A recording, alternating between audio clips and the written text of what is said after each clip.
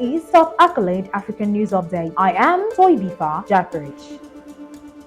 Nigerian's president has suspended the minister over the alleged diversion of more than 585 million naira, that is $640,000 or 500,000 euro, public money in a personal bank account. Humanitarian Affairs and Poverty Alleviation Minister Betta Edu was suspended on Monday following public outrage over the scandal. A statement from President Bola Tinubu's office said he had ordered an investigation into Dr. Edu's ministry. Dr. Edu has denied any wrongdoing. Her office said she had approved the transfer into a personal account which was not in her name, but said it was for the implementations of grants to vulnerable groups. Dr. Edu, 37, is the youngest minister in President Tinubu's cabinet and is seen as a close ally of the president. Suspension of a minister is a rare occurrence in Nigeria. Dr. Edu is the first to lose their job since President Tinubu took office in May last year. His predecessors, Muhammad Buhari, sacked only 2 ministers during his 8-year tenure. Last week, local media reported on a leaked documents that allegedly showed Dr. Edu instructing a senior treasury official to transfer the money to the personal account of Bridget Oniyelu, the accountant for the government grants for the Vulnerable Groups Initiative. Reports that Dr. Edu had asked for the funds to be moved to a personal account rather than a government one caused outrage. Mr. Tinubu called for an investigation into the transfer on Sunday. He asked the Economic and Financial Crimes Commission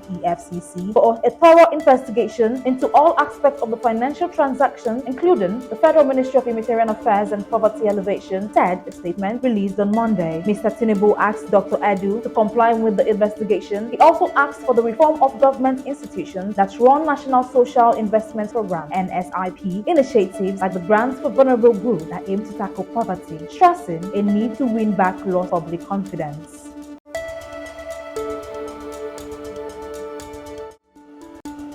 A court in Sierra Leone has charged 27 soldiers with multiple offenses over an alleged coup attempt. The charges include mutiny, failure to suppress mutiny, murder, aiding the enemy, communicating with the enemy, and other relevant offenses. The Defense Ministry said in a statement, last November, gunmen broke into a military armory and several prisons in Freetown, freeing almost 2,000 inmates. The authorities described this as an attempt to overthrow the government. Last week, in connection with the same incident, former President Ernest Bai Koroma was charged with treason. He denied any involvement in the events during which about 20 people were killed. The authorities are also prosecuting one of Mr. Koroma's former presidential bodyguards alongside 11 former police and correctional officers. They have been accused of treason, concealing treason, and harboring, aiding, and abetting the enemy. Pre-trial proceedings against the 27 soldiers began in a court in the capital, Freetown, on Monday. The trial was adjourned to Wednesday. The violence in November came 5 months after an election which saw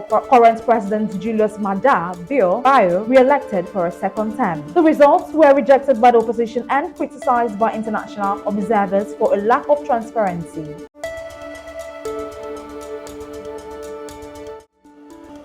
Security forces in the Democratic Republic of Congo briefly surrounded the home of main opposition politician Moise Katumbi, who came second in the last month's disputed election. He was prevented from leaving his home in southern Katanga province on Monday. His spokesperson, Heavy Dake, said, but the security forces later withdrew on the order of a local governor. Mr. Katumbi has rejected President Felix Tshisekedi's landslide victory in last month's election as a charm. 5 other opposition leaders, including Martin Fayulu, who came third, have called for a protest march against the election result. On Monday evening, residents of Kashobe village were seeing social media videos trooping to Mr. Katumbi's home after news spread that the security forces were preventing him from leaving. One of Mr. Katumbi's relatives told French RFI News website that the home was surrounded by heavily armed soldiers. We are struggling to figure out why Mr. Kese, in a bid to defuse the escalating crisis, provincial governor Jacques Yabula Katwe ordered the security forces to leave, calling the incident a hotspot. He said the initial intentions of the security forces was to protect Mr. Katumbi's property from potential acts of vandalism. The 20th December election was marred by widespread logical problems, with some independent observers raising concerns about the vote. Only one candidate has gone to court to challenge the presidential election result. The main ones say they have no faith in the court and have instead called for the population of resist electoral fraud without giving any details. Mr. Takeshidi, one won about 73% of the vote, while Mr. Katumbi got 18% and Mr. Fayulu 5%, the Election Commission said. Western governments have called for restraints amid fears of post-election violence, with the UN's top human rights official, Volker Turk, voicing alarm about rising ethnic tension. Nearly 80 people were killed in election-related violence in the run-up to the votes.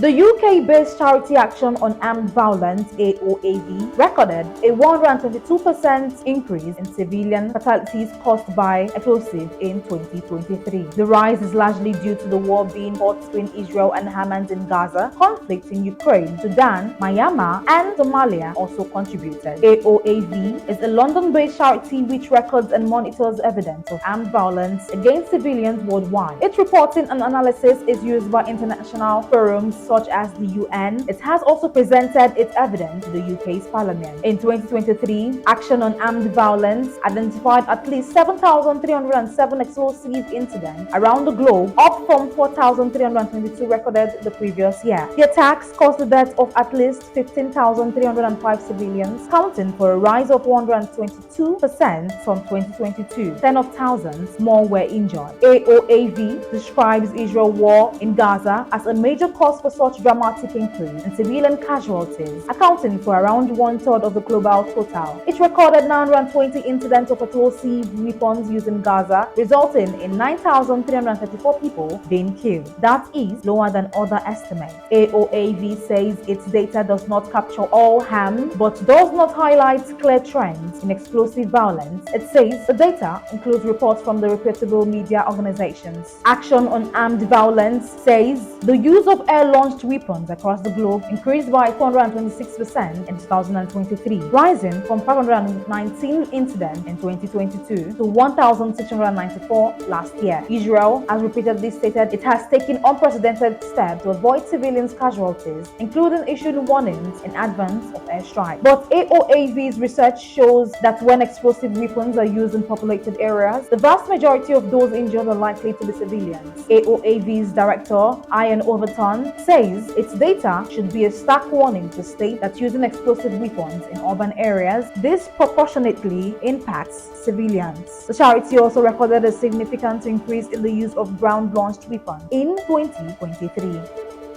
That is the size of Top Accolade African News Update. You can follow us on our social media platforms as displayed on your screen. Happy Tuesday.